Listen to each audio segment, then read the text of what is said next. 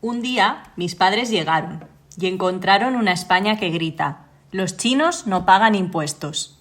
Preguntan: «Hija, ¿los españoles dicen que los chinos no pagamos impuestos?». Traduzco: «No, los españoles dicen que nos crecen flores en el cuerpo». Preguntan: «Hija, ¿los españoles dicen que somos marionetas del Partido Comunista?». Traduzco: «No, los españoles dicen que somos gente hecha de amatista». Preguntan: «Hija, ¿los españoles dicen que nos comemos a los muertos?». Traduzco: «No, los españoles dicen que somos muy bellos, no solo por fuera, también por dentro». Preguntan: ¿estudian los españoles la historia de China? ¿Saben sobre Mao, la guerra del opio y la última dinastía? Respondo: no. ¿No saben los españoles sobre el despojo y la sequedad, sobre correr y callar, sobre extenderse por la tierra, elogiando luz y sombra, construyendo hogares en las fronteras, usando mascarillas de usar y tirar? Mis padres me preguntan: ¿no lo saben? Respondo: sí lo saben. Claro que los españoles saben que se es más que piel y sangre, pero lo han olvidado. Mis padres tienen una fe absoluta en mi carrera como intérprete. Este poema pertenece a Paloma Chen y pertenece al libro Invocación a las mayorías silenciosas. Somos Elena, Olaya y María. Y comenzamos ¡Friccionando!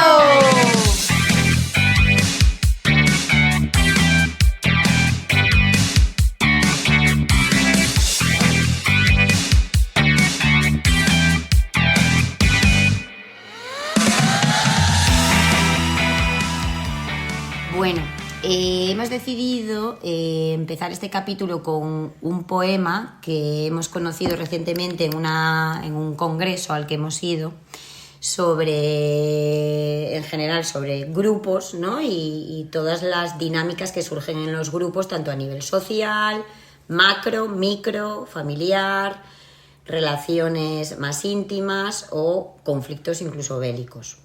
Entonces, estamos un poco nerviosas, hay que decirlo. Porque no tenemos un guión preparado tal cual, pero bueno, tenemos nuestras referencias y nuestras ideas de lo que queremos transmitir. Vamos a bajar exigencia, hacerlo más espontáneo para ver también diferentes tipos de formas de hacer el podcast y así luego nos podéis decir: oye, no, nos gusta más lo técnico, nos gusta más las reflexiones. Y así probamos otras formas. Eso es. Entonces, con esto de permitirnos probar otras formas, justamente creemos que esa es una de las claves para poder dialogar y llegar a acuerdos. Y eso es de lo que hemos ido empapándonos este fin de semana en el Congreso, ¿no? De lo difícil que es dialogar, convivir. De hecho, el congreso se llamaba Relatos de convivencia, destrucción y construcción del tejido social. Y efectivamente el encontrar nuevas formas a veces es algo que es muy complicado para poder lidiar, ¿no? con las diferencias. Entonces vamos a hablar hoy guiándonos un poco por los temas que han ido saliendo en el congreso, las ponencias, también lo que hemos ido hablando en los grupos pequeños entre los asistentes y en los grupos grandes que hemos ido formando los asistentes, para ir desgranando un poco y deconstruyendo pues todo lo que surge en los grupos, ¿no? Y cómo poder lidiar con todo eso de forma que no acabemos destruyendo al otro y desapareciendo. El formato del congreso es un poco parecido a lo que hacíamos nosotras en el máster en el que nos conocimos, de grupos. Entonces había una parte que podía ser, entre comillas, más teórica, que era la parte de las ponencias, y luego habría unos espacios que eran pues eso, ¿no? Como de grupos pequeños donde nos juntábamos pues de 5 a 10 personas para comentar y reflexionar sobre lo que se había hablado y ver un poco qué es lo que se le había movido a cada uno, y luego grupo grande donde también nos juntábamos todos los que habíamos ido al congreso para hablar también un poco de las cosas que habían surgido. Y luego hay algunas pues eso, mesas para comentar algunos otros temas, algunos talleres, y así es un poco, vamos a ir repasando un poco pues en ese formato lo que nos ha ido surgiendo.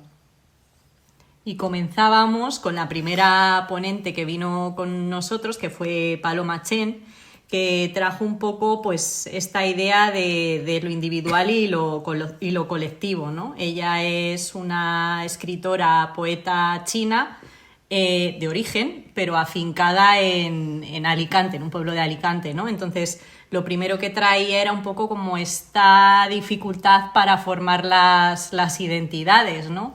Y el tema de la migración y bueno, de dónde se siente uno o a dónde también a uno le colocan, dependiendo de, bueno, también de sus rasgos faciales a veces, ¿no? Y este tipo de cosas. Sí, a mí me hacía mucho pensar en eso de la identidad, ¿no? De cómo a veces nosotras mismas nos definimos y nos presentamos de primeras con una parte de nuestra identidad y que eso ya va como generando un prejuicio al otro, ¿no? Que a veces no es tanto el otro, que también, el que nos pone etiquetas, sino que una se pone una etiqueta por lo que ha ido viviendo a lo largo de su vida y sin querer se va presentando de primeras con ella, y cómo eso puede también influir en cómo a una la puedan tratar y cómo una pueda tratar a otros, ¿no? Según las etiquetas que vayamos poniendo por ahí. Total. Yo, por apoyarme así en lo que tengo también aquí escrito, de lo que escribí en el Congreso, pues decía ella como que la sociedad ha inventado las identidades como guías, como refugio, como herramienta, como escudo y como casa, que es un poco esto que decía ahora Olaya, ¿no? Entonces, el riesgo sí son como muy esencialistas y excluyentes, ¿no? Que esto nos pasa mucho.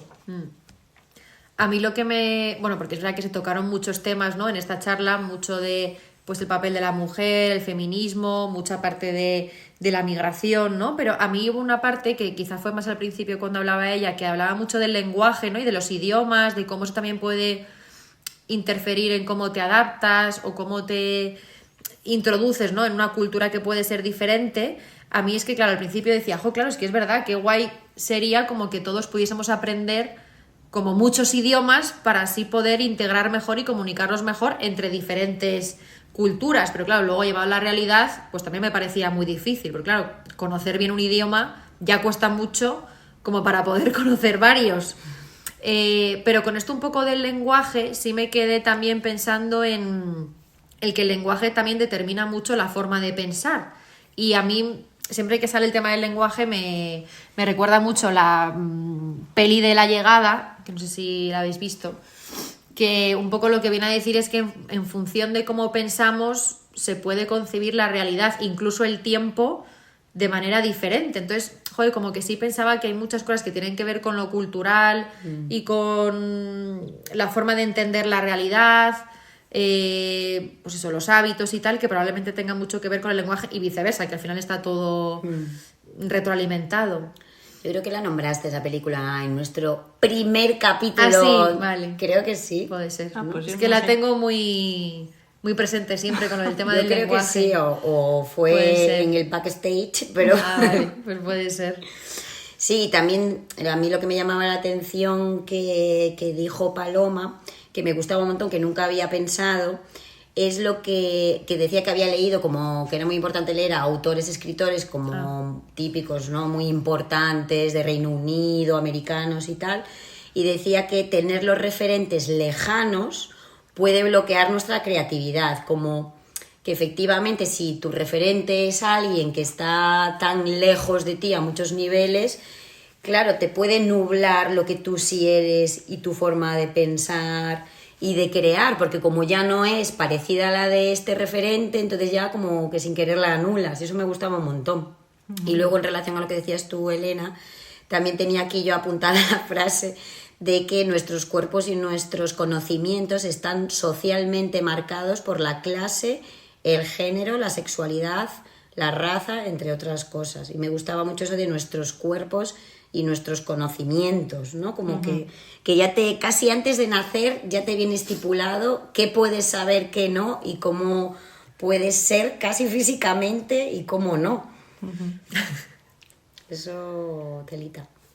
Sí, ahí por seguir pensando e introduciendo a otros autores, ¿no? A mí con todo esto también del duelo migratorio, pues me acordaba mucho mientras hablaba Paloma de, pues eso, ¿no? De un autor que se llama Joseba Achotegui, que ha escrito mucho sobre el duelo migratorio y todas las cuestiones asociadas al mismo y las dificultades, ¿no? Porque él dice que el duelo migratorio es un duelo complejo, y a mí me gustaba porque él habla como de 7 partes que se ven tocadas en esto de la identidad cuando uno pasa por un duelo migratorio, ¿no?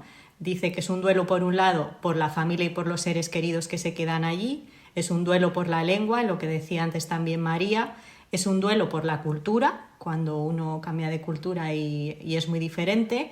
Es un duelo también por la tierra, por los paisajes, los colores, los olores, que yo eso nunca lo hubiera pensado, la verdad.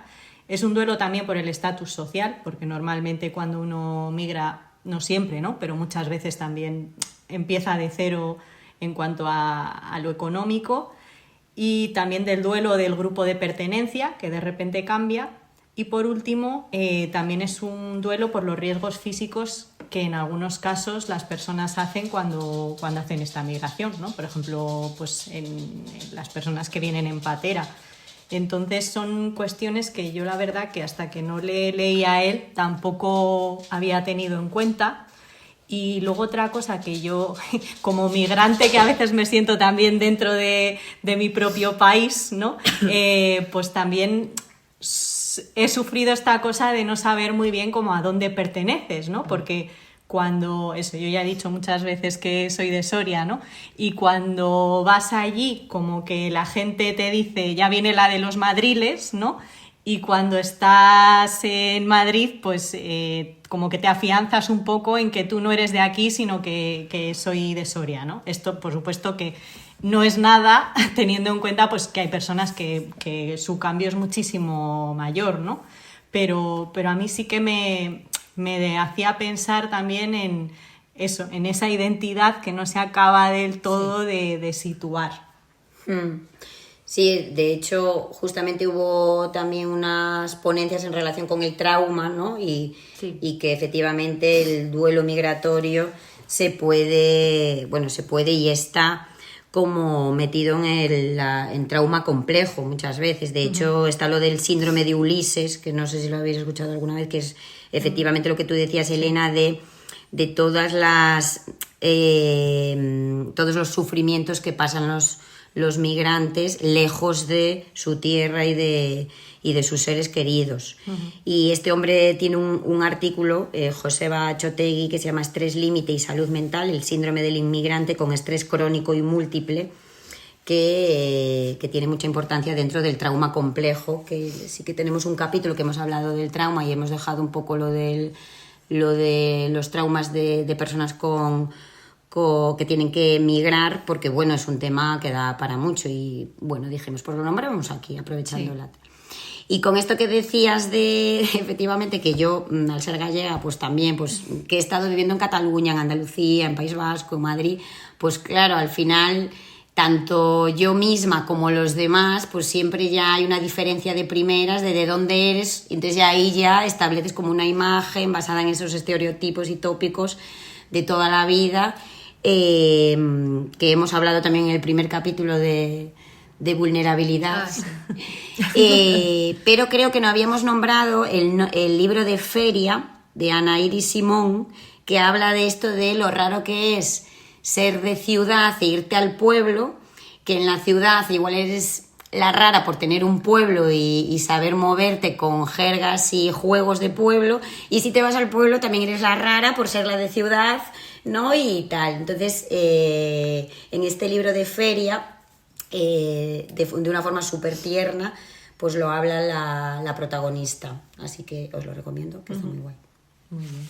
Y luego, si queréis, pues enlazamos un poco, ¿no? Con la parte de trauma, que efectivamente hubo otra ponencia que hablaba un poco de lo traumático, ¿no? De los relatos de convivencia de lo traumático, y se fue un poco hablando desde la parte más personal, ¿no? De cómo vive el trauma la persona y cómo luego se va viviendo, se va trabajando en los diferentes escalones, ¿no? Pues desde lo profesional, desde lo institucional Y a mí, por ejemplo, de esto me llamó mucho la atención porque es verdad que yo ahora, pues creo que no sé si lo nombré también cuando hablamos del trauma, creo que se utiliza mucho la palabra, ¿no? Como trauma, hay muchas cosas o patologías que se abordan desde el trauma complejo, ¿no? Yo que estoy ahora en un despacho con otros psicólogos siempre hablan de, no, pues esto desde lo traumático, yo tengo un experto en trauma, o la técnica del MDR que se utiliza mucho y tal, y es verdad que a mí pues siempre me quedaba un poco como la duda, ¿no? De, pero ¿a qué llama exactamente trauma? Porque todo es trauma, o todo es trauma complejo, o trauma simple, bueno, y lo hablamos un poco, ¿no? También en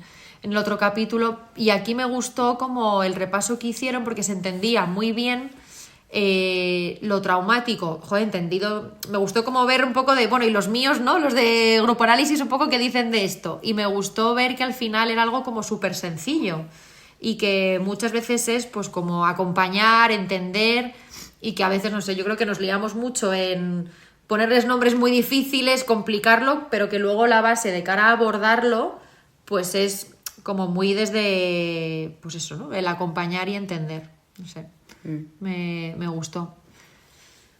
Sí, y también hacía mucho hincapié en lo que hablabas antes del lenguaje, ¿no? De la importancia del lenguaje a la hora de abordar los traumas, que puede ser como un puente, ¿no? Para llegar del hecho a la emoción y elaborarlo, ¿no? Pero también me gustaba que efectivamente el lenguaje a veces se queda corto para poder llegar a ciertas experiencias y vivencias, porque el trauma no solo es el hecho, también es lo que uno vive, ¿no? De lo que le ha pasado. Entonces me gustaba mucho la pregunta que traían de cuál es el canal de comunicación preferido de cada uno, porque efectivamente hay personas que a lo mejor pueden conectar más con sus emociones a través del dibujo, de la música o incluso haciendo alguna actividad que no solo sentadas hablando con otra persona. De hecho, creo que el lenguaje requiere una preparación mayor, ¿no? Y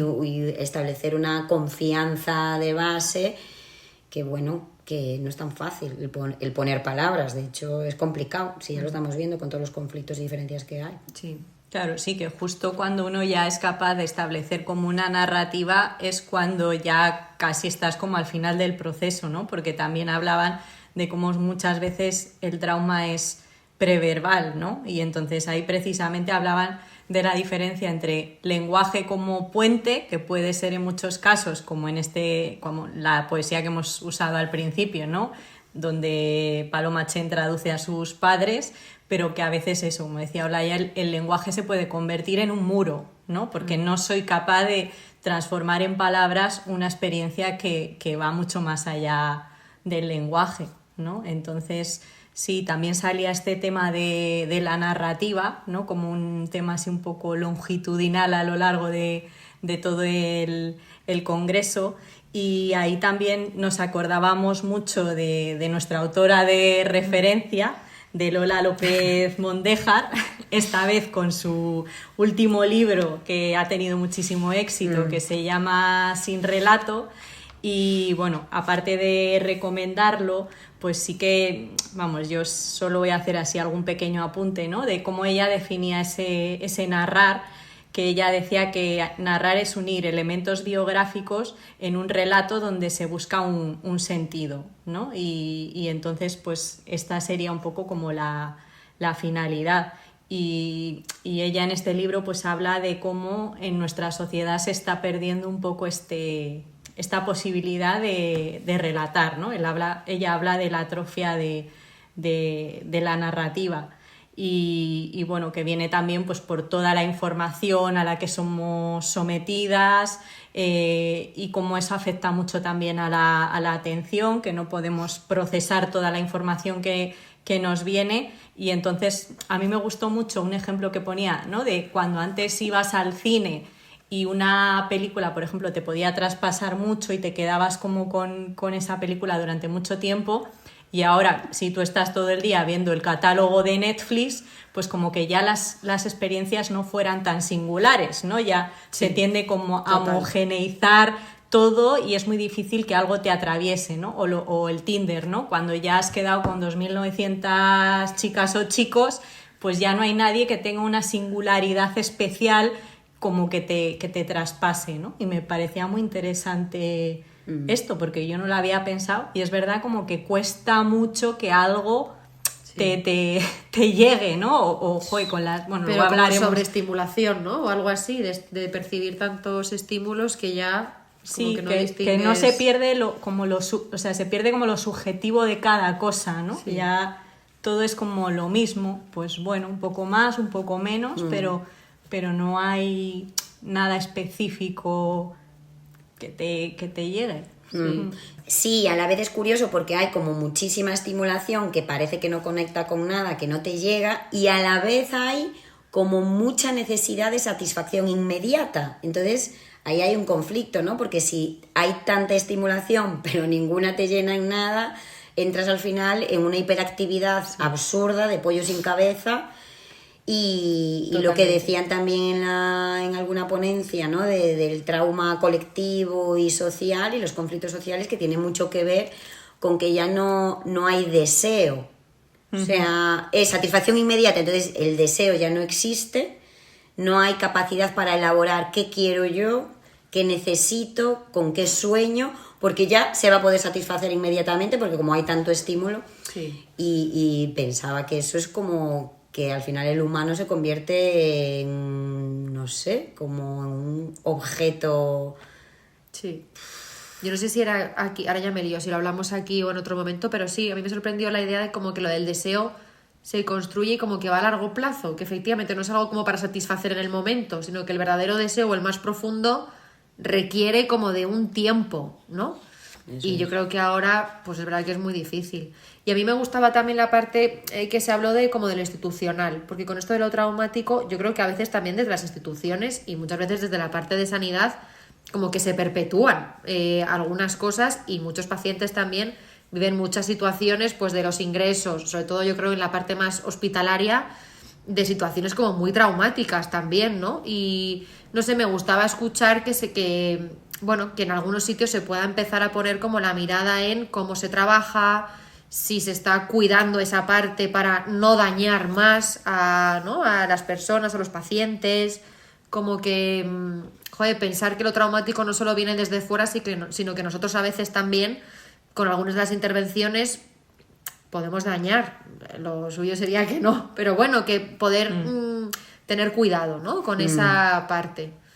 Sí, a mí lo que me da un poco de miedo de que se pueda empezar a tomar conciencia de que hacen falta espacios para pensar qué estamos haciendo en los trabajos, sea en sanidad o en otros, ¿no? Pero hablando de sanidad, que es nuestro ámbito, también me daba miedo como si queda bien de cara a la galería tener espacios de que para pensar y para elaborar, pero luego que esos espacios se queden en como un escaparate bonito. Sí.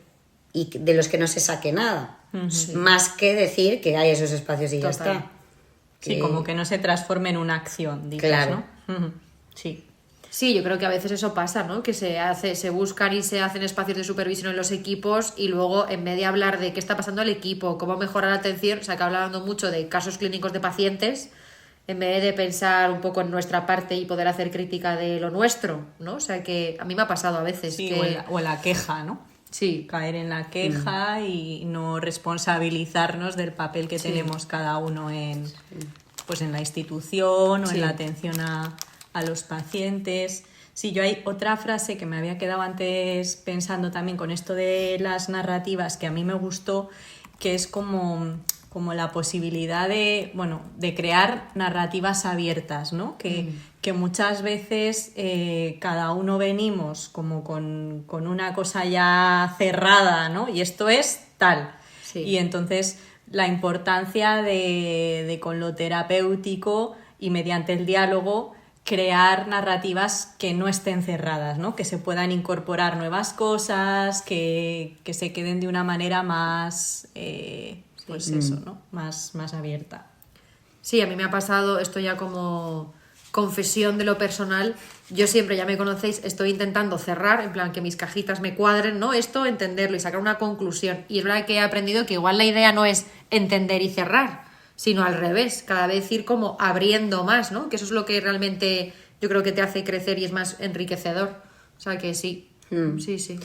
Sí, yo creo que, o sea, que efectivamente el crear con respeto a la diferencia, ¿no? Porque uno puede crear unas cosas, el otro puede crear otras, entonces es ver cómo integrar todo eso y, claro, el problema es que parece que a veces pesan mucho más las rivalidades y las envidias, entonces el crear se convierte como un arma arrojadiza para dañar al otro, más que para construir con el otro algo que nos pueda servir a todos. Y parece que a nivel social ahí está eso mucho, ¿no? Pensaba en el tema de la identidad de género y el feminismo, que por suerte incluso la salud mental se está pudiendo empezar a hablar más de cómo una se siente, ¿no? En determinados ambientes, con ciertas identidades, se está pudiendo hablar, respetar a priori, pero en otros muchos ambientes no se respeta y se siguen viendo barbaridades. Y creo que tiene mucho que ver con, no sé si el miedo a que el otro te destruya con su nueva idea, no sé, es que no sé con qué tiene que ver. Y pensaba con esto de crear nuevos espacios y nuevas ideas y formas, que justo esta semana hablándole y contándole a uno de mis compañeros de trabajo sobre el Congreso y todo lo que se fue hablando, me comentaba que él estaba haciendo un curso de marxismo queer. Y yo, hostia, ¿qué me estás contando? Y me dijo, sí, lo estoy haciendo en la Universidad Experimental Nociones Comunes. Y yo, perdona, ¿qué me estás contando? Y dice, sí, hay una universidad experimental en Madrid, que es un espacio de investigación y de formación que intenta como agrupar diferentes personas interesadas en la creación, además, colectiva de diferentes pensamientos críticos. Y yo, jolín, qué interesante, tal. Y bueno, para compartirlo, que esta universidad forma parte de un colectivo que se llama Traficantes de Sueños, que es un proyecto de producción y comunicación política que aspira como a aportar contenidos nuevos, animar a diferentes debates, y parece que llevan como muchos años, es una entidad sin ánimo de lucro y está en diferentes partes de España y tienen diferentes librerías, así que nada, para que lo sepáis. Ahora que es la Feria del Libro. Eso es. Que muy interesante eso. Sí, a mí la verdad que uno de los temas que más se me ha despertado después del Congreso es el tema de lo de la rivalidad, porque sí que creo que en esto de convivir, claro, a veces pues lo que sale mucho es la diferencia, ¿no? Que estamos viendo diferentes culturas, diferentes idiomas, y es verdad que a mí me recordaba mucho también a la historia de Indonesia, que yo cuando fui me llamaba mucho la atención porque ahí conviven como muchas religiones juntas. Y entonces, por un lado estaban las mezquitas y los cantos cada X hora, luego estaban los templos hinduistas. Entonces me llamaba mucho la atención cómo se podía convivir así, ¿no? Porque, claro, es verdad que pues tiene que haber mucho respeto por un lado y tolerar mucho la diferencia, pero a veces puede haber cosas del otro que te molesten, que te enfaden en cosas cotidianas del día a día y a lo mejor en otras cosas más profundas a nivel de ideología, ¿no? De, pues eso, de religión. Entonces, como que qué difícil. Me parece complicadísimo poder tolerar por un lado esa diferencia y convivir con ella. Y animal micro, ¿no? Que hablamos mucho aquí de nuestras parejas, pero también nuestras familias y luego ya, claro, a nivel macrocultural. De hecho, en los grupos grandes, que había uno al día en el Congreso, donde nos juntábamos todos los participantes del Congreso, que eran 100 y pico personas, se veía mucho, ¿no? En las opiniones sobre los temas que iban saliendo, pues que hay muchas diferencias a la hora de incluso los valores, ¿no? Que uno puede pensar, no, pues todos tenemos los mismos valores, respeto, no sé qué, ya, pero la forma de respetar, de pensar y de actuar ese respeto puede ser muy diferente y al otro le puede ofender. O sea, que la rivalidad está a la orden del día, ¿no? El tema es cómo lidiar con ella para convivir. Sí, y a veces salía eso, como que si algunos, incluso pensamientos, ¿no? Ya ni siquiera acciones podían ser más respetables que otros.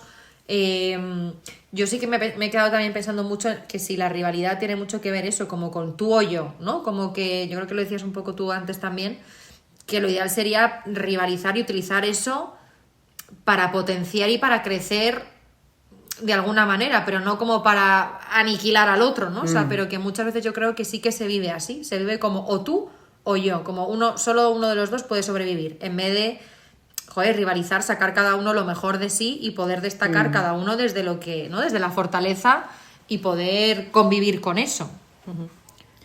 Sí, yo ahí estaba por incluir también otra referencia que hemos hablado también alguna vez de él, de Vamik Volkan, que en concreto tiene un libro más específico que se llama Inmigrantes y Refugiados, y voy a leer así un poquitín lo que él pone en la contraportada porque creo que también es interesante de esto que estamos hablando. Él decía: la así llamada crisis de los refugiados es un fenómeno que ha propiciado tajantes divisiones en la Unión Europea y que ha generado sentimientos de temor y repulsa hacia todo aquello que es ajeno a los valores culturales locales.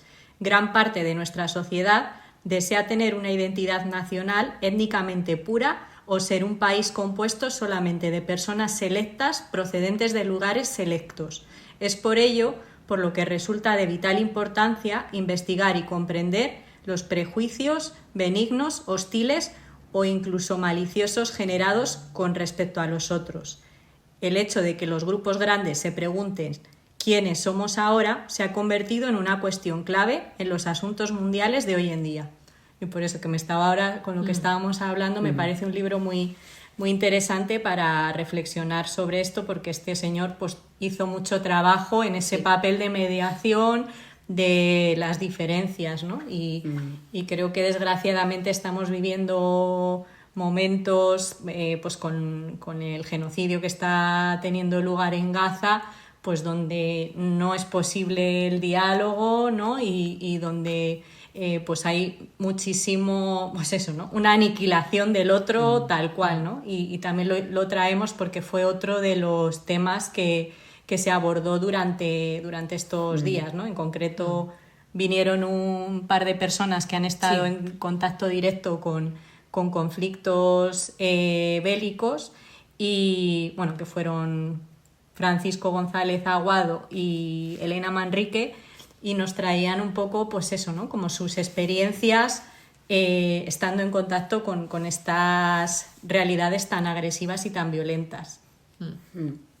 Sí, yo al escuchar las barbaridades que explicaron, ¿no? Que habían vivido allí, de las que habían sido testigos, que van muchísimo más allá de lo que uno se pueda imaginar y ver en la tele, o sea, que ya lo poquito que sabemos ya te puede traspasar todo, el alma, en plan, cómo puede estar pasando esto, pero es que además, si conoces más en profundidad, a nivel micro incluso, ¿no?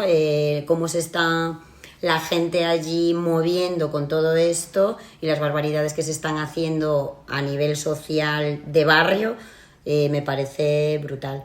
Y claro, yo sentía al escucharles como mucho agradecimiento de, jolín, qué bien que haya personas que puedan estar pudiendo transmitirnos como todo esto, ¿no? Para poder ponerlo encima de la mesa y ver qué hacer con eso, pero a la vez sentía como mucha impotencia y paralización de ¿y qué hago yo ahora con esto? Porque, claro, uno puede pensar, se pueden hacer muchas cosas, pero ¿cómo? O sea, no sé cuántas cosas uno... Por supuesto, implica el qué está dispuesto a hacer una, pero es que creo que no me parece tan fácil hacer cosas, o sea, no sé, me quedé como un poco incluso en la culpa de que debería estar haciendo algo que no estoy haciendo. Me quedé un poco paralizada y pillada en la tristeza y en la culpa cuando escuchaba los testimonios.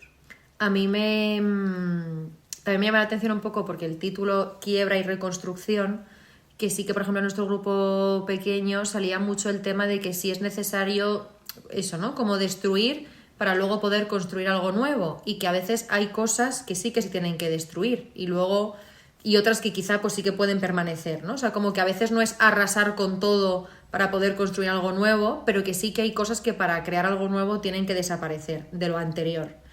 Y luego pensaba también, que no lo hemos nombrado hasta ahora, pero que durante todo el Congreso, y quizá ahora más como con este conflicto, que yo creo que es una representación total, el tema de la polarización, que al final también se ha hablado mucho, ¿no? De buenos, malos, y que a veces tendemos un poco en los conflictos a polarizarnos mucho, y que en parte el diálogo y la resolución a veces va por intentar salirnos de esas posiciones, aunque suene así a veces un poco burro, pero claro que si no estamos dispuestos a escuchar y a abrir en esto de la narrativa que decíamos antes, pues va a ser muy difícil poder salir de ahí. Entonces, bueno, que a mí me gustaba, y que creo que también lo hablábamos hace tiempo, como que es importante ver las partes malas y buenas que tenemos todos. Y con esto que decías, Olaya, tú también lo conecto con qué puedo hacer.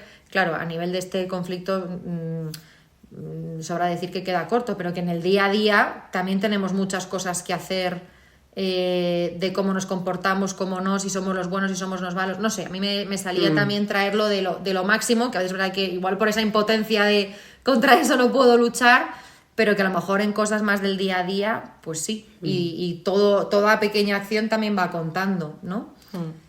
Sí, yo pensaba que también posicionarte de alguna forma es hacer algo, ¿no? Yo sí tenía así como alguna cosilla apuntada de esto que decías también, María, ¿no? De lo difícil que es mantener la paz, ¿no? Porque eso es como que decían, la guerra te da unas respuestas muy firmes y certeras porque el otro es malo y ya está, ¿no? Y entonces lo único que puedes hacer es aniquilarlo, mientras que la paz es más complicada porque te genera una serie de dudas, de negociaciones, ¿no? Constantes, que no siempre es posible mantener, ¿no? Entonces yo me quedé con eso, también con cómo se utiliza el poder, ¿no?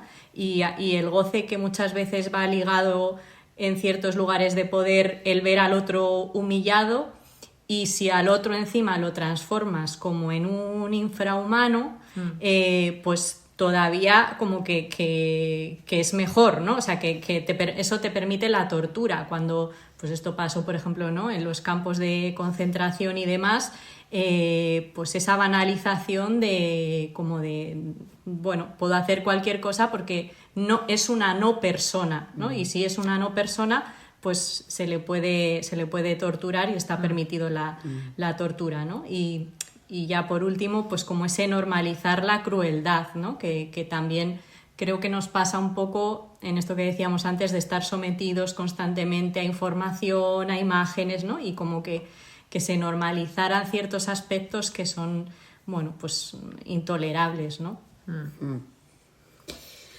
Bueno, un poco por meter también cositas que nos puedan hacer pensar sobre estos temas. Me venía una peli que vi hace bastantes años, que es del 2007, que se llama Persepolis, es bastante conocida, y va de una niña iraní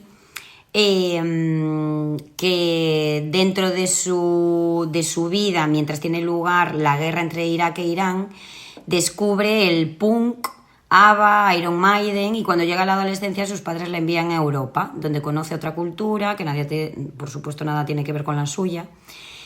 Pero con el tiempo, aunque se adapta bien a su nueva vida, no soporta la soledad y vuelve con su familia, aunque eso signifique ponerse el velo y someterse a ciertas cosas. Así que es muy recomendable, es de animación, no es... Vale. Y es muy tierna y muy bonita. Y bueno, en relación con lo del trauma y esto, que también hay otra peli, que ya que estoy en modo pelis, está la de Lion, que es del 2016, esta es más nueva, de hecho ganó bastantes premios, en los Oscar tuvo 6 nominaciones, de hecho, y narra la historia real, además, de cómo el pequeño Saru, con tan solo 5 años, se montó solo en un tren para 2 días después perderse en las calles de Calcuta, a miles de kilómetros de su casa, y tras un largo periplo acabó siendo adoptado por una pareja australiana. Y 25 años después, esto es real, ¿eh? Bueno. Con la única ayuda de Google Earth, que eso me ha encantado porque Pablo se ríe de mí porque yo a veces viajo en Google Earth, o sea, en plan, voy a Groenlandia a ver qué tal. Con la ayuda de Google Earth intenta encontrar a su familia. Qué es bueno. súper bonita. Vale. Eso de recomendaciones de estos temas. Vale, muy guay. Pues hubo otra, pasando ya un poco a otra de las ponencias, ¿no? de del Congreso, hubo una que se habló mucho de la historia, ¿no? Que hizo también como un repaso de la historia del Grupo Análisis. Entonces, pues hablaron pues gente importante, ¿no? de los que han ayudado, ¿no? A formar el grupo, a gente en Grupo Análisis, que han formado parte de instituciones importantes, ¿no? Y la verdad que a mí me gustó ver a gente, joder, que ha tenido tanta importancia y tanta relevancia pues en las asociaciones, en la formación, en los másteres, y a mí es verdad que sí que me hacía pensar en lo importante de estos referentes, pero luego también eso, ¿no? Pues en las salidas, ¿no? También, y las entradas, o sea, como en los grupos, como hay gente que va dejando cosas importantes, y como también es necesario que luego pues vaya entrando gente más joven también, que vaya también incorporando eso mismo y luego otras cosas diferentes. Como me pareció bonito entender la historia de los inicios, y también como ahora pues cada vez va participando también más gente y van incorporándose como otras generaciones también. Sí, a mí lo que me pareció súper importante es conocer esa historia, porque al final esa historia forma parte de lo que somos ahora, que no es que eso pasase antiguamente y ahora ya estamos totalmente ignorando eso y que no nos traspase de ninguna manera. Pensaba también en el tema del machismo, ¿no? Qué importante poder entender, ¿no? Cómo es que se ha llegado a cierto tipo de pensamientos y de movimientos y actuaciones machistas, para poder ahora darle una vuelta, ¿no? Y poder entender, y a través de ese entendimiento ver qué hacer con eso, ¿no? Es que si no, es un poco crear desde el vacío, no desde algo que ya existe y que forma parte, no sé. Sí, que es necesario como conocer la historia de las cosas, pues para eso, ¿no? Para saber por dónde venimos, el legado también que se deja a veces, y si quieres recoger o qué cosas quieres cambiar, ¿no? Yo a mí eso también me hizo pensar. Y luego la última charla fue sobre los multifamiliares, que es verdad que ya hemos hecho un capítulo un poco hablando de esto y que tenemos pendiente hacer otro profundizando un poco más, pero bueno, sí que nos parecía interesante también nombrarlo. Sí, nos presentaron un espacio que existe desde hace 11 años, creo, creado en Madrid por diferentes profesionales de diferentes recursos de salud mental, donde se hacen grupos multifamiliares, y cómo en ese espacio puede haber un encuentro de lo que cada uno va viviendo a nivel personal en sus grupos y a nivel profesional, dinámicas que van ocurriendo y cómo lidiar con ellas, ¿no? Porque si no es muy difícil uno solo lidiar con ciertos conflictos y acompañar a ciertas personas, tanto en conflictivas familiares como en duelos familiares muy importantes. Entonces, qué bien poder hacerlo conjuntamente con personas que están pasando por lo mismo. Hablando justo lo que decíamos antes, ¿no? De espacios un poco también desde lo profesional, de compartir. Sí, y de convivencia, que también salía el otro día, ¿no? Como desde diferentes instituciones, en lo social, en lo sanitario, un lugar de convivencia para compartir, intercambiar maneras de trabajar. Y sí. De hecho, este podcast ha surgido un poco con esa necesidad de compartir un poco con qué cada una se va quedando, con lo que va aprendiendo en su trabajo, va aprendiendo en los congresos, y por qué no compartimos lo que pensamos, ¿no? Sí. Y creamos un espacio nuevo. Gracias a este congreso del año pasado, no, desde el de Hace de hace dos, es cuando empezamos friccionando. Dios, 2 congresos ya. Sí. No quiero crecer. Y luego ya para cerrar, también hubo un taller de exploración poética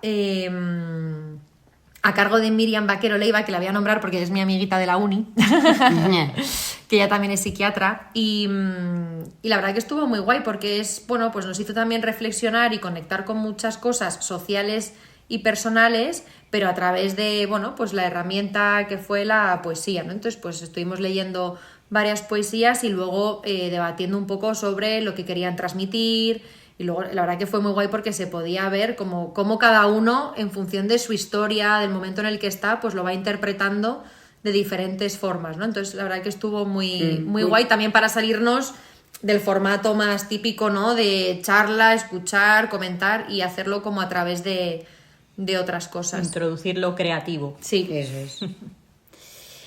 Sí, aparte, bueno, en mi grupo, porque yo fui la única verdad. que eligió un poema más triste o no sé. Aunque luego el nuestro también era bastante Y triste. todo mi grupo han elegido, entonces me vi allí sola con el grupo de, no sé si los deprimidos, es que no sé muy bien cómo El nuestro luego tildarnos. también tenía una de cal y una de arena, ¿eh? Pero bueno, la verdad es que fue muy bonito. En mi grupo llevaron más el taller Silvia y Carolina, que son compañeras que hemos compartido con ellas espacios en el máster de grupos grandes. Y me ha encantado también cómo lo han podido llevar con tanta delicadeza. Y el poema que hemos trabajado es de Gata Katana, que es una chica que por desgracia ha fallecido, no de suicidio, porque justo cuando estábamos hablando de los motivos de fallecimiento, a mí me sonaba que le había pasado algo y sí que llama la atención eso, como alguien joven puede morir, pues tiene que ser de suicidio, no, también puede ser por otras cosas. Y es cierto que murió por un choque anafiláctico con 26 años y era una chica muy potente, era rapera, poeta, escritora, participaba en muchos movimientos políticos, denunciando, por supuesto, situaciones conflictivas pues, que nos traspasan a todos, como el machismo, ¿no? La violencia. Y bueno, habíamos pensado terminar con un poema de ella, no voy a leer el que trabajamos ese día, pero bueno, he visto otro que a lo mejor tiene mucho que ver con lo que todos vamos dejando, en lo que vamos viviendo día a día y compartiendo con otros.